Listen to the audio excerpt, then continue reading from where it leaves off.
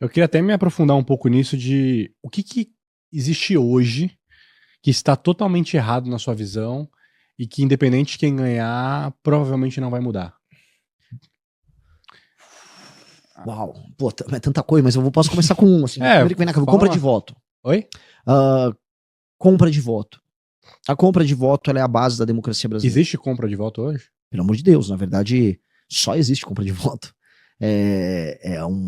Quanto mais você desce na pirâmide social, mais a compra de voto está presente na vida das pessoas. O Brasil provavelmente é a democracia no mundo que mais tem compra de voto. E você tem a compra de voto, vamos dizer, estrito sensu, que é chega a época da eleição e uma família vai receber uma grana do cabo eleitoral ligado ao político. Então, em geral, o político ele paga aquilo que ele chama de lideranças, ele pega uma grana com caixa 2 e a liderança vai na casa das pessoas. Quantos votos vou trazer aqui? Pô, tem minha família toda, umas 7 pessoas. Vou dar aqui então, R$600, leva a volta a família inteira. Às vezes R$1.000, dependendo da eleição, especialmente eleição de vereador. Isso é a compra de voto estrito sensu. Ela acontece muito em cidade pequena e muito em cidade pobre. Muito. Em geral, em cidade pequena e pobre, cidades, por exemplo, do Nordeste, as pessoas empregadas na prefeitura, elas fazem esse trabalho de cooptação e compra da galera. Beleza, isso é a coisa 1. A coisa número 2 é a compra de voto, aí eu falo mais lato sensu, né, no espírito mais aberto, que ela acontece ao longo dos anos, que funciona assim. Você elege um vereador, eventualmente você vendeu o teu voto pro vereador. Aí furou o pneu da tua Kombi. Aí você vai no vereador, furou o pneu da Kombi, o vereador vai ver o pneu da Kombi pra você. Olha, eu tô de mudança, eu preciso arrumar um carreto. O vereador vai arrumar o carreto. Olha, quebrou o telhado da minha casa, ele vai arrumar o telhado da tua casa. Aí de onde vem o dinheiro que esse cara fica resolvendo as coisas? É aí que a gente começa a entender o mecanismo da corrupção no Brasil. O mecanismo da corrupção não é só um político grandão que tá ele próprio, vamos dizer, precisando roubar, botar o dinheiro no bolso. Lógico que isso acontece. Só que existe uma estrutura toda. No fim do dia, esse político grandão, vamos supor, um deputado federal, que tá envolvido no escândalo do INSS. Esse cara, ele tem uns 20 prefeitos ligados a ele no interior, ou 15, o número varia. E esses caras têm outros tantos vereadores. O dinheiro tem que fluir do topo para a base. Então tem que ter uma empreiteira ligada a esse deputado que vai operacionalizar a emenda dele com o prefeito daquela cidade, e um pedaço, a reserva técnica, vai ser separado ali como superfaturamento, e aí você vai pegar isso em cash, e aí você toca com a sua base. Aí chega pro vereador, você tem 200 conto aí pra gastar, ou o próprio vereador participa de um contrato com a prefeitura. E aí cada um cria o que eles chamam de estrutura, que é essa estrutura de atendimento aos eleitores nas cidades, que acontece ao longo dos anos, é um processo. Você tá na base do prefeito, ajuda isso. Isto é a base da democracia brasileira. E isso, a não ser que entre alguém, no caso, eu estou propondo isso, que criminalize muito tudo isso, isso vai continuar distorcendo totalmente o sistema político brasileiro. De modo que aquilo que a gente chama de centrão continue mandando na gente para sempre. E de modo a você ter um país em que metade dele é não funcional. Metade do Brasil não funciona, vamos ser sinceros. Metade do Brasil, ele vive do dinheiro extraído de outra metade do Brasil. E ele pouco trabalha, as cidades são CNPJs para ficar operando emenda. E você tem clãs, né, grupos familiares que ficam disputando ali e ganhando dinheiro com esse jogo. É basicamente isso. Isso é um jogo que custa centenas de bilhões por ano. Se a gente olha direitinho o custo, põe no papel, o valor é assustador. E esse é um jogo que precisa acabar. Acho que essa seria a grande reforma a se fazer. Agora, se eu não ganhar, esse assunto nem sequer é mencionado pelos outros candidatos. Esse assunto sequer existe. Não é uma preocupação para eles. Agora, não existe nenhuma reforma política que não passe por resolver isso que eu tô falando aqui. Cara, é real. E outro absurdo, assim, que tem hoje... Eu quero saber essas coisas, é curioso. Mas tem muito, né? A gente tá no Brasil, dá pra gente fazer um programa inteiro só disso. 100 absurdos do Brasil. Eu contei 2, eu posso amarrar, vou fazer uma coisa legal, vou amarrar uma coisa na outra, né? O político influencer e o político comprador de voto, né? Quando a gente surgiu lá em 2015, 2016, a gente falou, cara, a gente tem que entrar na política usando as redes sociais pra colocar gente nova, sangue bom na política. Lê do engano, inocentes, né? Primeiro, o que aconteceu? Ora, se você usa a rede social como uma ferramenta, outros vão usar e todo mundo... E você tem limites. No começo tinha limite, vamos fazer um negócio sério e tal. Só que alguém cruza o limite e todo mundo vai alargando o limite, levando pro absurdo. Até o ponto da gente ter, por exemplo, sei lá, teve nele... A Janela Pascoal fazia campanha para um candidato chamado Coringa Reaça nas eleições de e 22, que era basicamente o Coringa do Batman, que eles iam ser reaça. São figuras patéticas da direita que foram levando o discurso apenas para aquilo que é viral e atende o desejo das pessoas de entretenimento nas redes sociais. Isso virou um problemão. Até que o Centrão, o mesmo que faz essa operação de grana, falou, e se eu também gravar esses vídeos idiotas? E aí surgiu o prefeito de Recife, o João Campos, o Manga, o próprio Topázio lá de Florianópolis, que é o prefeito do Centrão pop nas redes sociais. Que é uma mistura de... O Manga é famoso. Manga colossalmente famoso. E assim, o Manga é um ladrão que desviava a grana da saúde através da igreja da esposa. A gente olha isso aqui e fala, cara, é tudo errado. O cara desvia a grana da saúde através de uma igreja. Esse cara, né, tem que ir muito pro inferno, assim, não há o que dizer. Esse cara é um canalha. Mas ele nem liga. Ele continua fazendo os vídeos dele de humor e as pessoas defendem ele.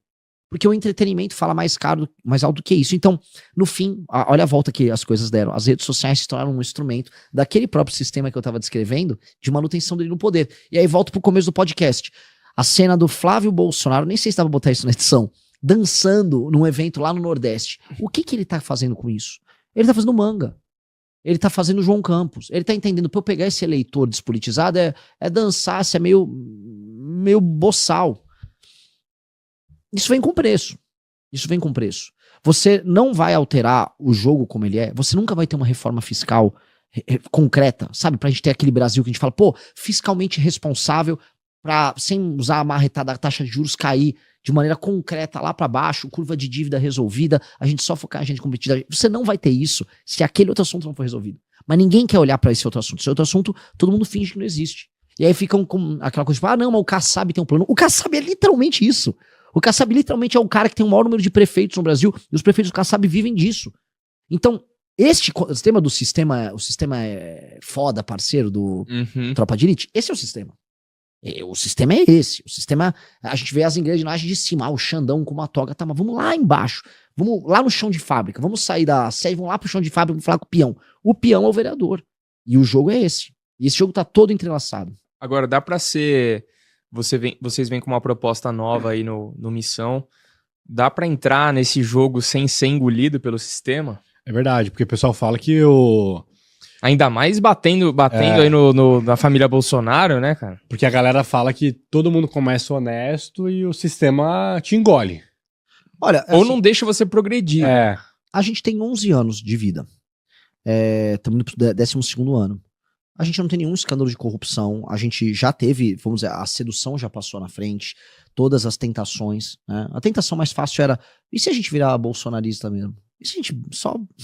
Esse seria um caminho... mais fácil. O Arthur Duval teria 20 milhões de seguidores no Instagram. Seria um caminho promissor. É altamente popular, ele é o melhor debatedor que eu conheço, é super corajoso. Se ele fosse bolsonarista, o Arthur teria 20 milhões de seguidores. Tranquilamente. O Arthur é muito mais talentoso que o Nicolas. O Kim seria gigantesco. O Kim já estaria concorrendo para ganhar a eleição do governo em São Paulo tranquilamente. Por quê? Porque é fácil. Essa já é a primeira tentação, que é a tentação da fama e do caminho fácil que a gente resistiu. Outras tentações que a gente poderia ter no caminho, a tentação da roubalheira, ou a tentação de aceitar um jogo fácil. Não aceitamos. É da nossa natureza. A gente não mudar quem nós somos. A gente tem que permanecer sendo essencialmente a mesma pessoa, com os mesmos gostos, frequentando os mesmos lugares. Sabe? Nunca seja o cara que abandona os restaurantes que você come, que ouve as músicas que você ouve. A partir do momento que você tenta ser outra coisa, aí além de ficar brega e desajeitado, né, o vorcaro da vida, né, aquela coisa meio ridícula, você começa a ter que ficar competindo com os outros entes políticos pela grana. E existe isso. Um político, quando mostra pro outro que tem grana, ele tá passando um sinal de sucesso. Que é hoje igual ter uns seguidores em rede social. E aí um político honesto, ele se sente meio loser, ele se sente meio patético em ser honesto. Isso é uma coisa muito verdadeira. Nas conversas com os políticos é assim. E você tem que se manter resoluto. Nós nos mantivemos isso. Isso não me faz ter medo. E aí eu te respondendo sobre isso. Nós montamos um partido político. Nós não temos nenhuma pretensão em ficar fora do sistema. Se a gente montou um partido é para entrar no sistema. E aí alterá-lo. Mais do que somos alterados por ele. Então a gente vai ter que entrar lá e alterar. O que a gente tá deixando claro é a gente como se fosse sabe quando o Elon Musk ele fez o Tesla e aí ele abriu o projeto para todo mundo? Ele deixa o projeto aberto. Ó, quer montar um carro elétrico? Tá aqui o projeto. Pode ver. É uma coisa assim, é meio open source mesmo. Ó, eu tô avisando, ó, eu vou entrar, eu vou fazer o combate ao crime assim, assim, assado, eu vou fazer uma reforma fiscal assim, assim, assado, uma reforma de competitividade assim, assim, assado, e o que eu quero, vocês querem mudar o Brasil? Aí eu vou entrar nesse assunto que eu tava falando com vocês. Eu preciso destruir o modelo do sistema político brasileiro. Isso precisa ser completamente alterado. Senão o Nordeste para sempre será pobre. O Nordeste para sempre... Você, que mora em São Paulo, vai para sempre ter que pagar a conta de um prefeito no Nordeste. Você quer pagar menos impostos em São Paulo? Eu vou precisar resolver isso para resolver o Nordeste e eles gerarem receita lá. Senão não vai resolver. Não vai ter jeito. O catarinense tá muito bravo que o cara do Maranhão tá migrando pra lá. E vai migrar mais.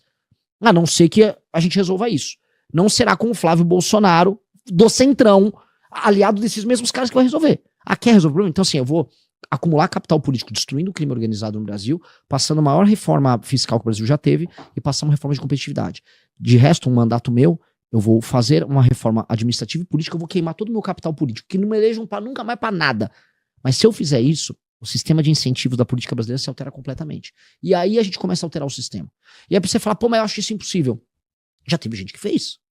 Cara, o Fernando Henrique passou a lei de responsabilidade fiscal, botava na cadeia, em última instância, prefeito que não cumpria metas fiscais básicas.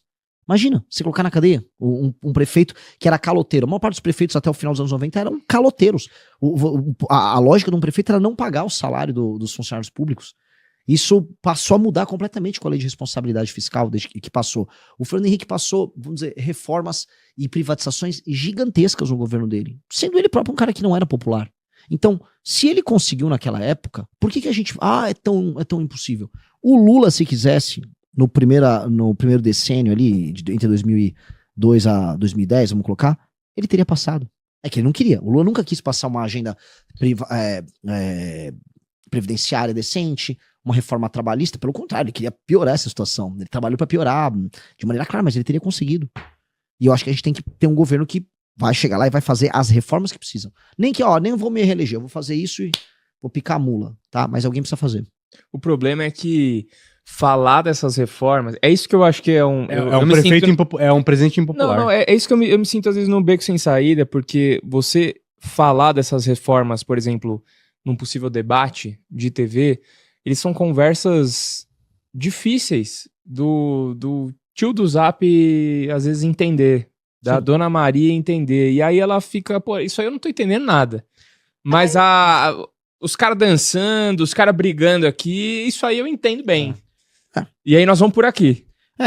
Isso funciona, assim, a lógica do Centrão Me funciona. sinto meio perdido, cara, com isso, entendeu? É que a lógica do Centrão funciona quando você está vivendo um momento de estabilidade, e o ato de votar é meio, tô indo lá votar.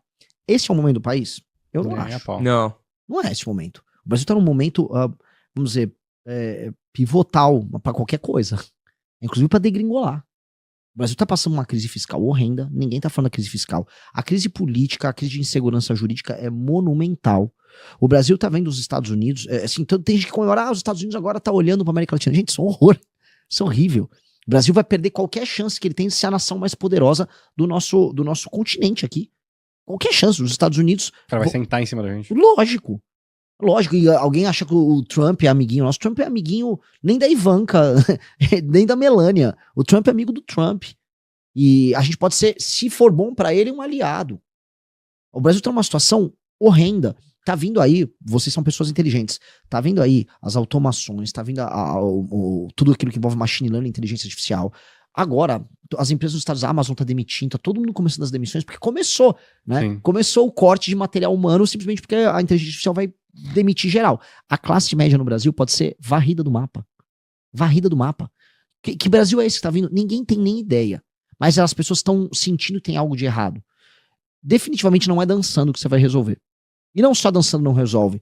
O Flávio dança, porque o que resta a ele é dançar. Ele não tem nenhuma proposta, ele não acredita na proposta. Vocês são de mercado, se souberam da participação dele no BTG, num evento que teve acho que uns 2 meses atrás, foi um desastre. Pediu pra ele falar o que você tem de proposta? A gente vai cortar aí as coisas. Cortar o quê? Fazer uma tesourada. Não, mas o que... Fazer uns cortes, a gente sabe o que vai fazer. Eu tive com o Guedes. Sabe? O cara não tem nenhum plano. Não tem essencialmente uma ideia do que fazer, do que precisa ser tocado. Uhum. Eu tenho uma PEC que já foi protocolada pelo Kim. A reforma fiscal nossa não é um papo, é tipo uma PEC, já tá lá, a gente já tá recolhendo a assinatura. A pessoa pode entrar no sistema da Câmara dos Deputados e pegar lá a PEC inteira. Eu acho, como o Milei conseguiu, nós podemos conseguir. As pessoas entendem as coisas em termos simbólicos. Tudo que é reduzido aos mais simples, ela é reduzida a um termo simbólico. Quando o cara dança, ele tá mostrando que ele é uma pessoa leve e legal e feliz e ele quer que a pessoa curta aquele momento com ela. Que é isso, os caras. Curte o momento e finge que não tá nada acontecendo. O Lula, sou o provedor, estou te dando uma picanha cerveja porque você liga a picanha cerveja a uma emoção de um domingo feliz com Sim. amigos e família. Então você vai voltar a ter momentos em domingo, família feliz, porque eu vou prover. Você vai pra viver vocês. isso todo dia. Todo dia. Churrasco Exato. todo dia. E aí ele pega um gatilho emocional que a pessoa lembra, tipo, picanha. Não é só a picanha, né? Esquece a picanha. É o filho dele passando a picanha na farinha, a música que tá tocando no fundo, é o futebol na TV, é um momento. Gera um gatilho emocional bom. Isso é simbólico também. Outro símbolo é o remédio amargo. O remédio amargo é um símbolo que todo mundo sabe. Ele até cachorro, quando tá doente, come grama ou vai comer erva, porque ele sabe que de alguma maneira aquilo é necessário pra ele. E é um ato voluntário que o cachorro come. As pessoas sabem que quando elas estão doentes, elas precisam do cuidado. Por isso que a figura do médico é uma figura muito importante. As pessoas gostam também do médico. Ou ele representa o cuidado que vai vir para um problema. As pessoas precisam entender que existe um problema. Se elas estão vendo um problema, ou a pessoa que dança diante de um problema, ela é tratada como louca. Ou a pessoa que aponta o problema e fala, vai doer, mas eu vou resolver, ela ganha confiança. O Milei ganhou a eleição fazendo isso. O Milei virou, galera, deu muito ruim. Tá tudo destruído, não será fácil, a gente vai perder pelo menos um ano comendo pão que o diabo amassou, mas eu vou fazer as reformas, vou fazer o que precisa ser feito e a Argentina vai ser grande. Esse cara tem um ponto, e ele é louco também. E aí deram a chance pro louco. Eu acho que a gente precisa fazer a mesma coisa aqui. Acho que alguém precisa falar assim, pessoal, vou dar uma dica, não vai dar pra você... Eu fiz isso no Nordeste, essa é a parte mais engraçada. Eu fui no coração do eleitor do Lula, nas prefeituras que mais vivem de repasse de governo federal, com um número gigantesco de pessoas vivendo do Bolsa Família, falando, não vai dar pra viver assim, tá? Eu vou, sendo presidente da República, se você é um rapaz de 25 anos, tá indo no CRAS receber Bolsa Família, eu vou botar você pra trabalhar. Brother, você vai trabalhar, você vai ralar, tá? A sua prefeitura vive de dinheiro lá de São Paulo, lá de Goiás, do agro, lá do Paraná, tá? E eu vou ter que fazer isso mudar, porque não dá pro seu prefeito ser um ladrão. Mas o que você vai fazer? Se necessário, eu vou botar um interventor nos municípios. Vocês têm que bater indicadores de desempenho nos municípios, tá? Vou precisar fazer isso. Aí sabe o que agora? E vou matar bandido como se não houvesse amanhã. Comando Vermelho chegou na cidade, eu vou metralhá-los. Cara, minha avaliação na pesquisa Atlas, de janeiro para fevereiro, saiu de 4.1 para 5.5 no Nordeste. Eu vi que... É sincericídio só, entendeu? O roteirista colocou aqui no Datafolha, você já tá com 10% já. E tudo geração Z. Na Atlas é ainda mais bizarro. Na Atlas eu tenho 22% no 16 a 24.